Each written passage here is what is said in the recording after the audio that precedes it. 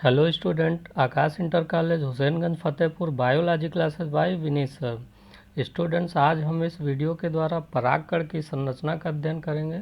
तो चलिए वीडियो को स्टार्ट करते हैं। स्टूडेंट, परागकण को नरजननिक काय कहा जाता है और परागकण नर युग्मकोद्भिद की प्रथम कोशिका है। मतलब परागकण से नर युग्मकोद्भिद बनता है और अंकुरित परागकण को ही नर युग्मकोद्भिद कहते हैं। परागकण एक कोश की रचना होती है जो एक केंद्र की होता है और यह अगुणित होता है। इसकी आकृति अंडाकार या गोलाकार होती है और अगर इसके साइज की बात की जाए तो 10 माइक्रोन से लेकर 200 माइक्रोन तक यह इसकी साइज हो सकती है। अब अगर परागकण की संरचना को देखा जाए तो सबसे बाहर की ओर एक परत होती है जिसे बाह्य चोल या एक्जाइन कहते हैं और अंदर की ओर एक परत होती है जिसे अंतःचोल और इंटाइन कहते हैं। अर्थात परागकण के चारों ओर दो परतें पाई जाती हैं। फर्स्ट है बाह्य चोल और सेकंड है अंतःचोल। अब अगर परागकण के भीतर की ओर देखें तो उसके अंदर एक परिधीय केंद्रक मिलता है, जैसे ये देख सकते हैं, और एक बड़ी सी रिक्तिका मिलती है।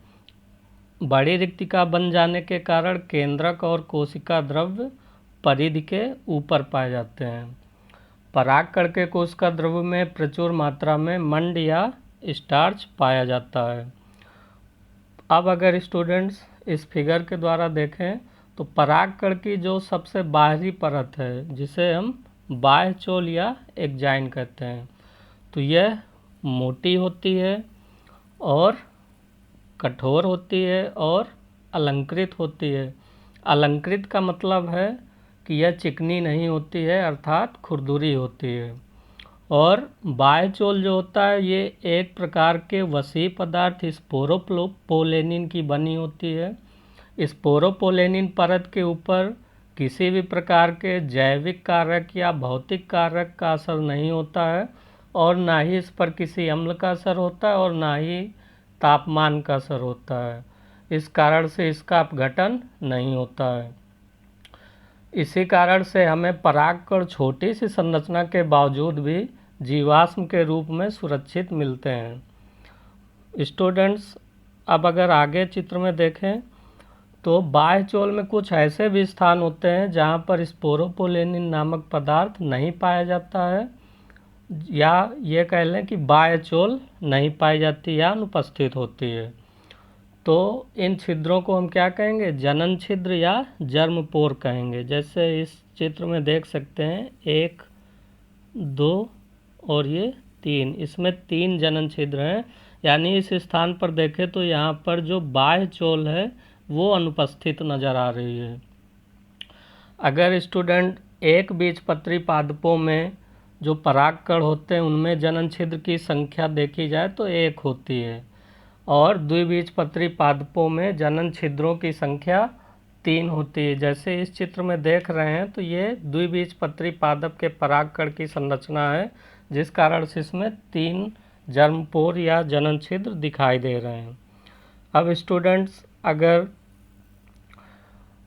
अब इसकी जो लास्ट लेयर है या इंटाइन है अंदर की ओर, अंतःचोल जिसे कहते हैं, अगर इसकी बात की जाए तो यह देखने में जैसे चित्र में देख सकते हैं पतली होती है और चिकनी होती है और यह पेक्टोसेलुलोज नामक पदार्थ की बनी होती है। पेक्टोसेलुलोज यानी सेलुलोज और पेक्टिन की बनी होती है।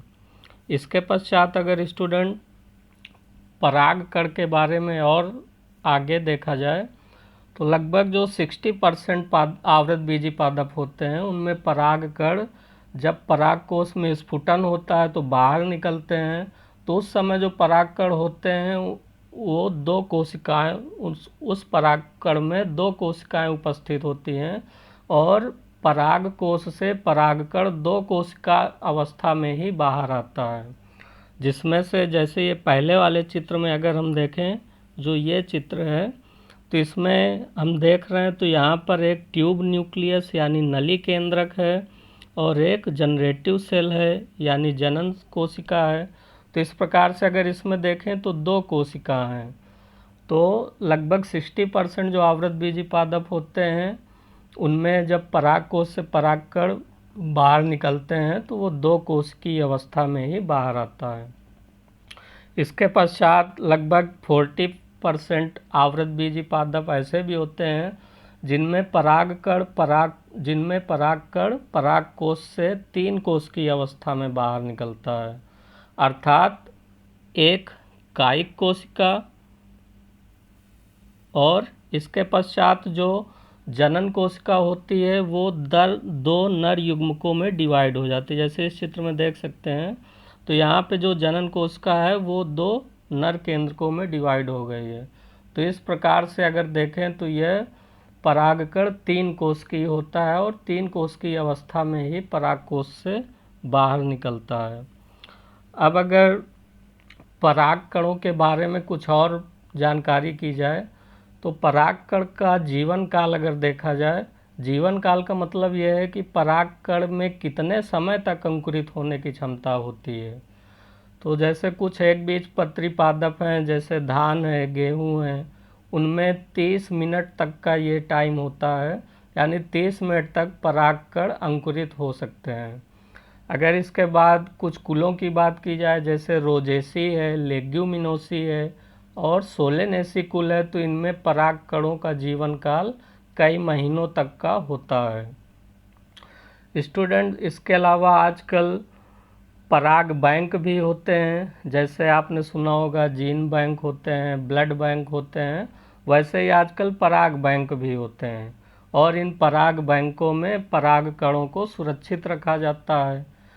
तो पराग बैंक में लगभग -196 डिग्री सेल्सियस तापमान पर तरल नाइट्रोजन में परागकणों को संरक्षित रखा जाता है ताकि उनके अंदर अंकुरण का समय अधिक समय तक सुरक्षित रह सके।